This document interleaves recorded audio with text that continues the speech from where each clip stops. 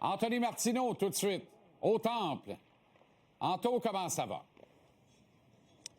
Ça va merveilleusement bien, Jean-Charles. Toi, comment tu vas? Oh là là, je me porte à ravir, mais je constate que tu étrennes ce soir un nouveau costard et, ma foi, on dirait le petit drink dans Soupière, là, quand t'arrives au réveillon chez ma tante Mireille dans le temps.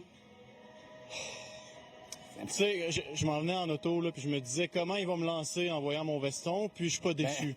Mais il est pas nouveau, par contre, tu sais. Non? La clé... Non, mais attends. Laisse-moi t'expliquer un peu la mode, là. La clé d'un veston punché et bien réussi, c'est que tout est dans la gestion. Ce veston-là a 2 ans, mais tu ne l'as pas vu souvent, parce que plus on le met, moins il punch. Ça, c'est clair. Écoute, c'est même la première fois que je le vois. J'ai tellement envie d'une crème de menthe verte, subitement. Tabarnak. Bon, je te l'amène après le match. À ta porte. Il y a une belle histoire québécoise chez les Blackhawks.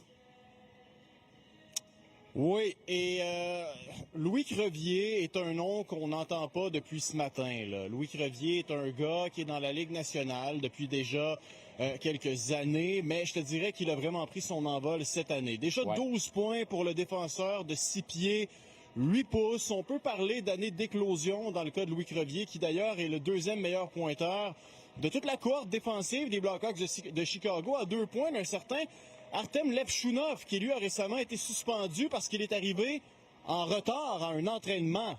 Alors, on ne fait pas de compromis chez les Blackhawks, même si Levchunov est un 2e choix au total.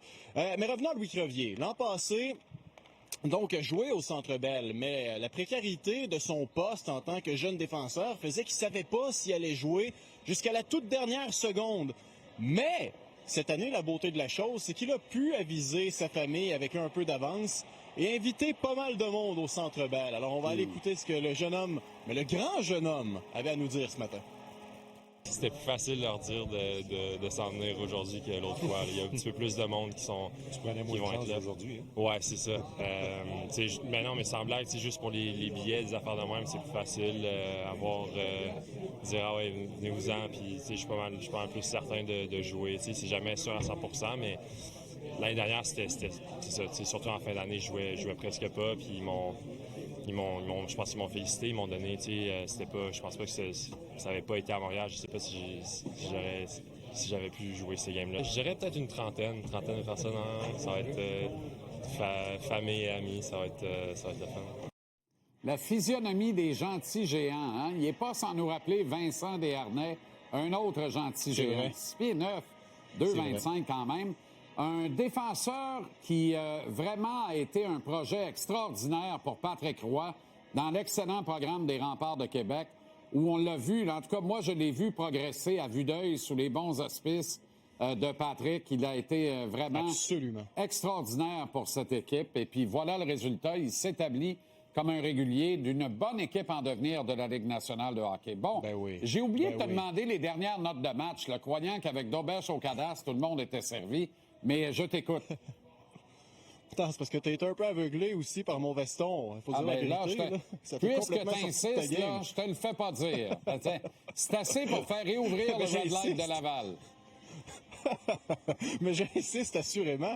Écoute, dernière note de match, parce que oui, pensais jamais avoir une converse avec un light stick un jour. Ah, c'est tellement mon moment préféré à chaque jour, nos discussions, là.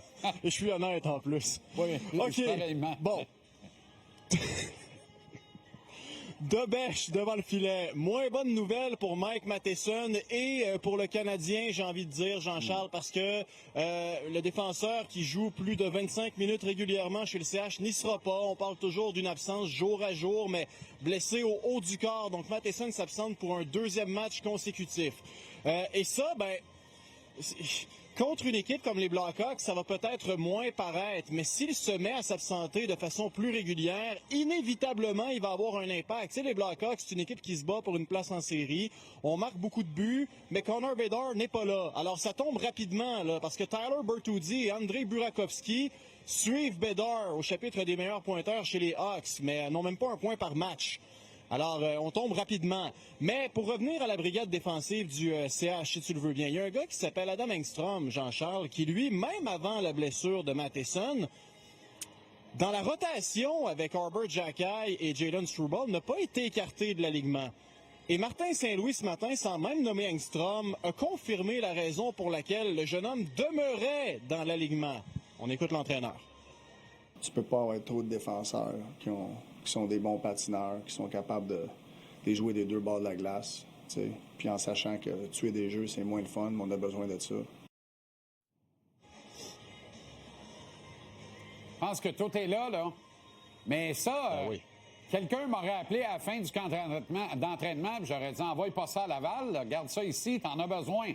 T'en as besoin tous les soirs dans l'alignement pour les 10 prochaines années.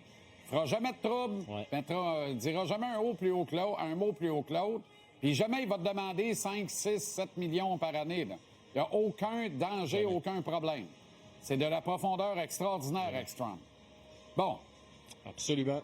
Alors, Puis, tu sais, quand il est question de défenseurs de bas d'alignement, Martin a tout dit, mais si tu n'as pas l'aspect physique prédominant, si tu n'as pas le meilleur lancé, comme c'est supposé être le cas pour un 5, 6, 7e défenseur, eh bien, il faut que tu aies quelque chose quand même, et ça s'appelle la vitesse.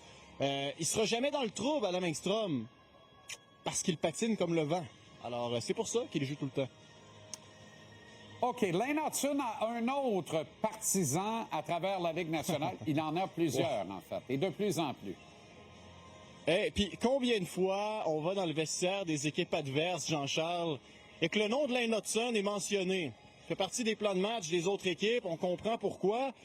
Mais là, avec l'absence de Matheson, il rajoute une corde à son arc, Lane Hutson. Il a joué en désavantage numérique au dernier match. Et pas seulement ça, il était de tous les combats offensifs aussi. Et je rappelle que c'est sa 2e saison seulement dans la Ligue. Alors, ce matin, on est allé voir... en fait, le collègue Nicolas Cloutier est allé voir Frank Nazar dans le vestiaire des Blackhawks. Il lui a demandé comment il trouvait Lane Hutson. Il faut comprendre que les deux se connaissent depuis de nombreuses années. Écoute ce que Frank Nazar avait à dire sur Hutson. I think we knew from a young age that he was going to be special. I actually went into probably 99% of my draft interviews, and if they asked who's one guy you bring with you, I probably said him every time. So he's, I saw it the whole time, and I think everybody who played there saw it as well. And I was shocked on the draft night that he was able to fall that low, but I mean obviously it's not extremely low, but he earned everything he's been given, and just really happy for him and what he's done. Excellent jeune joueur de hockey, Nazar, d'ailleurs, qui est évidemment sur le premier trio des Blackhawks de Chicago. 2 clubs de collégiens, hein? Puis il y a donc instantanément, malgré la distance et la nuance de conférence, une bonne rivalité entre ces deux jeunes équipes. À chaque fois, il y a de l'étincelle, c'est la pétarade. Puis le Canadien n'est pas capable de donner une bonne tape ses fesses aux Blackhawks. Faudrait que ce soit le cas ce soir, là, quand même. Il semble qu'on a bien besoin de ça.